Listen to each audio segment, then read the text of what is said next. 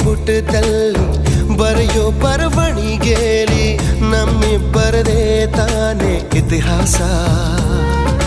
ಪ್ರೀತಿ ಎಂದರೆ ಹೀಗೇನೆ, ಕಾಲ ಎನ್ನುವ ಕಾಲನೇ ಬಿಟ್ಟು ಬಾಳುವುದು ಗೊತ್ತೇನೆ, ಲೋಕ ಎನ್ನುವ ಲೋಕನೇ.